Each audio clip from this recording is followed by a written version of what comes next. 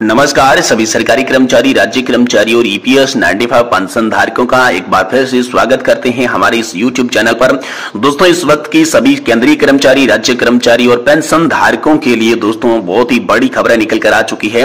जी हां दोस्तों, दो बड़े अपडेट आप सभी के लिए निकल कर सामने आ चुकी है। पहली बड़ी अपडेट आप सभी को आपकी मोबाइल स्क्रीन पर अच्छे से दिखाई दे रही होगी।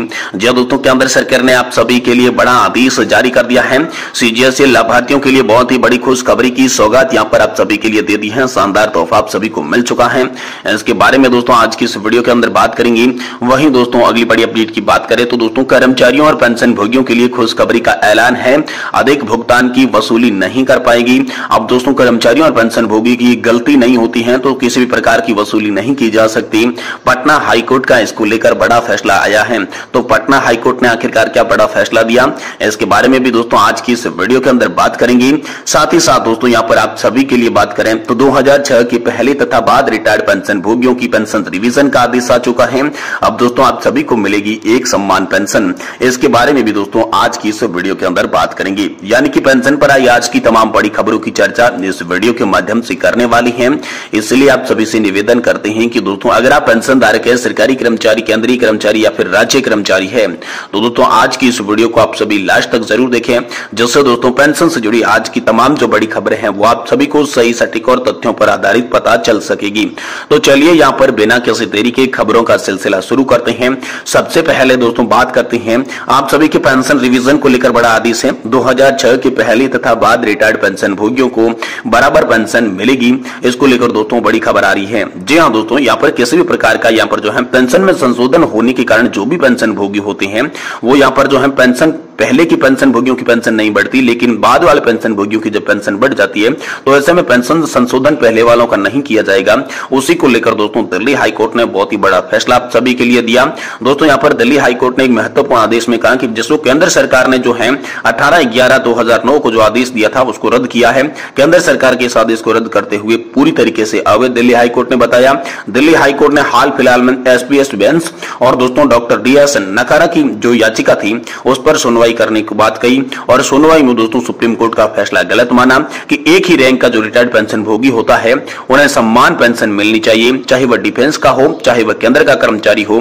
ऐसा दोस्तों सुप्रीम कोर्ट ने कहा। सुप्रीम कोर्ट ने केवल डिफेंस के पेंशन भोगियों के लिए लागू नहीं किया बल्कि सिविल केंद्र सरकार के अंतर्गत जितने भी पेंशन भोगी आते हैं सभी पेंशन भोगियों के ऊपर यह लागू किया। जिसके बाद जो बड़ी संख्या में पेंशन भोगी थे उनकी जो एप्लीकेशन थी वो यहाँ पर पेंशन रिवीजन को लेकर पहुंची थी। जिसके बाद केंद्र सरकार ने जो मिनिस्ट्री ऑफ फाइनेंस और मिनिस्ट्री ऑफ लॉ के साथ बैठक की और बैठक के अंदर यह फैसला जारी कर दिया कि ये बेनिफिट सिविल केंद्रीय पेंशन भोगियों के लिए नहीं है, सिर्फ डिफेंस के पेंशन भोगियों के लिए है।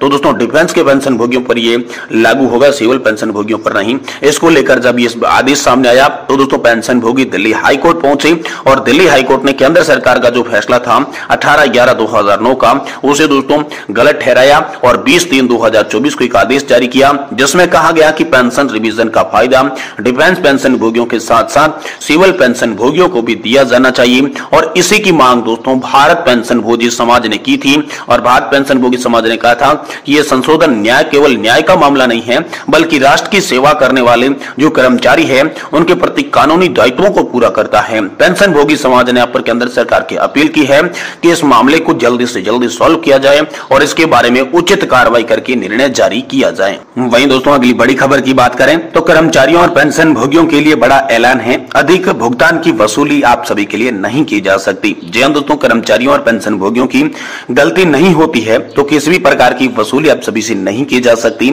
इसको लेकर दोस्तों पटना हाईकोर्ट का हाल फिलहाल में बड़ा फैसला निकलकर सामने आ चुका है। तो आखिरकार पटना हाईकोर्ट ने क्या बड़ा फैसला दिया, कर्मचारियों और पेंशन भोगियों के लिए क्या खुशखबरी है, अधिक भुगतान की वसूली कैसे नहीं होगी, इसके बारे में पूरी जानकारी वीडियो के अंदर दे रही है। इसीलिए आपसे निवेदन करते हैं कि दोस्तों वीडियो को आप लास्ट तक देखेंगे तभी आपको पूरी जानकारी जो है वो समझ में आएगी। देखिए दोस्तों, पटना हाईकोर्ट ने एक बड़ा फैसला दिया है जिसमें कहा है कि अगर कर्मचारी किसी भी प्रकार की गलती नहीं है फिर भी गलत वेतन निर्धारित होता है जिसकी वजह से अधिक भुगतान हो जाता है तो ऐसे में कर्मचारी किसी भी प्रकार की वसूली नहीं की जा सकती। इसमें मुख्यतः 5 टॉपिक बताए हैं कि आप पूरा मामला क्या होगा, वसूली के लिए क्या क्या निर्देश दिए जाएंगे, हाईकोर्ट में कैसी याचिका डाली गई, फिर पटना हाईकोर्ट का क्या आदेश आया और सुप्रीम कोर्ट के फैसले का क्या हवाला दिया गया। इन टॉपिक के बारे में बात करेंगे। सबसे पहले बात करते हैं कि आखिरकार पूरा मामला क्या था। देखिए आपको बता दूं कि याचिकाकर्ता नंबर स्लिप 1 विक्रम सिंह यहाँ पर जो है 1978 में कलर पद से नियुक्त किया गया था। वहीं दूसरी याचिकाकर्ता राजेंद्र प्रसाद सिंह ने 1972 में कलर पद की नियुक्ति की गई। उसके बाद दोनों याचिकाकर्ता यहाँ पर जो है 1996 में हेड कलर के पद पर प्रमोशन कर दिया गया था। इसी को लेकर रामशंकर सिंह नाम से एक कर्मचारी ने 2009 में पटना हाईकोर्ट के समक्ष एक रीट याचिका दाखिल की, जिसमें दावा किया गया था कि वह दोनों याचिकाकर्ता से वरिष्ठ है, इसलिए उन्हें भी इस तारीख से प्रमोशन दिया जाए। तो रामशंकर की याचिका को देखते हुए हाईकोर्ट ने केंद्रीय डिजाइन संगठन को निर्देश दिया कि वे रामशंकर सिंह को इस शिकायत पर विचार करें। तो दोस्तों केंद्रीय डिजाइन संगठन ने रामशंकर सिंह के मामले में विचार किया और जांच पड़ताल के बाद दोनों याचिकाकर्ता को प्रमोशन की तारीख से ही डिमोशन में बदल दिया गया। याचिकाकर्ता की नंबर 1 थी विक्रम सिंह की प्रमोशन की तारीख 1/1/1996 से बदलकर 1/4/2008 कर दी गई। वही याचिकाकर्ता 2 नंबर था जो राजेंद्र प्रसाद सिंह था, उसकी प्रमोशन की तारीख 1/1/1996 से बदलकर 1/2/2001 कर दी गई। इसके साथ ही प्रमोशन के कारण जो वेतन का भुगतान किया गया था उसकी वसूली का भी आदेश जारी किया गया था। तो इसके बाद दोस्तों हाईकोर्ट में उन्होंने याचिका डाली। केंद्रीय डिजाइन संगठन की इस हरकत को देखते हुए याचिकाकर्ता ने इस आदेश को चुनौती देते हुए हाईकोर्ट में रीट याचिका दाखिल कर दी। याचिकाकर्ता ने तर्क दिया कि इस आदेश को पारित करते समय उन्होंने न केवल कोई नोटिस दिया गया, न ही कोई सुनवाई का अवसर दिया गया, इसके अलावा प्रमोशन विभाग की तरफ से किया गया कि हमारी तरफ से भी कोई गलती या पर बयान इसमें नहीं की गई है। तो दोस्तों पटना हाईकोर्ट ने इसको लेकर बड़ा आदेश दिया। पटना हाईकोर्ट की सिंगल बेंच के जज राजेश कुमार वर्मा ने कहा कि याचिकाकर्ता के प्रमोशन या फिर वेतन निर्धारण के लिए कोई भी गलत तरीका नहीं अपनाया गया, न ही कोई धोखाधड़ी की है। पटना हाईकोर्ट ने कहा कि यहाँ पर कार्रवाई की कोई गलती नहीं है, विभाग को पूरी तरीके से अवगत होकर प्रमोशन का ऑर्डर जारी करना चाहिए था। ऐसे में विभाग की गलती की वजह से गलत वेतन निर्धारण के कारण कर्मचारियों से यहाँ पर जो है वसूली नहीं की जा सकती, जिसके बाद सुप्रीम कोर्ट के फैसले का भी हवाला दिया। जहां दोस्तों पंजाब हाईकोर्ट यहाँ पर जो पटना हाईकोर्ट ने पंजाब राज्य बनाम रफीक मसीह के मामले का भरोसा जताया, जिस पर सुप्रीम कोर्ट ने कहा था कि रिटायरमेंट के बाद कर्मचारियों को किसी भी प्रकार की वसूली नहीं की जा सकती। रफीक मसीह के मामले पर सुप्रीम कोर्ट ने कहा था कि गलत वेतन निर्धारण अगर कर्मचारी का कोई हाथ नहीं है तो ऐसे में कर्मचारी से वसूली नहीं की जा सकती। तो ये बड़ी खबर आप सभी के लिए निकल कर आ रही है। वहीं दोस्तों सीजीएसएस लाभार्थियों के लिए बड़ी खुशखबरी है। केंद्र सरकार ने आप सभी को बड़ा तोहफा दे दिया है। जी हां दोस्तों, लाभार्थियों के लिए खुशखबरी की सौगात केंद्र सरकार का शानदार तोहफा है।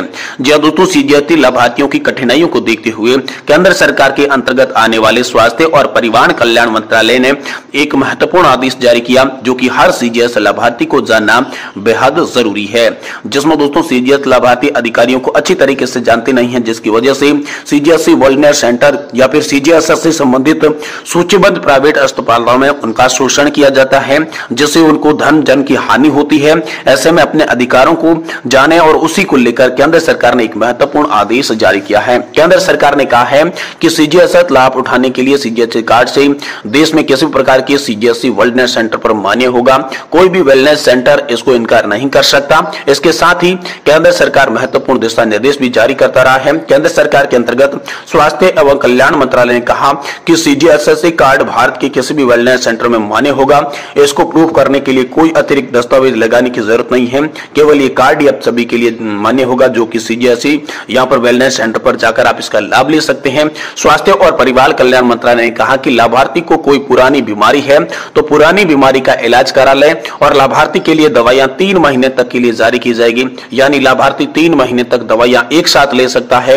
और इसके साथ स्वास्थ्य और परिवार कल्याण मंत्रालय ने कहा कि सीजीएचसी के तहत सूचीबद्ध प्राइवेट अस्पतालों में इलाज करवाने के लिए सीजीएचएस लाभार्थी रेफरल अनुमोदन किसी प्रकार की सीजीएस वेलफेयर सेंटर में जाकर रेफरल ले सकता है।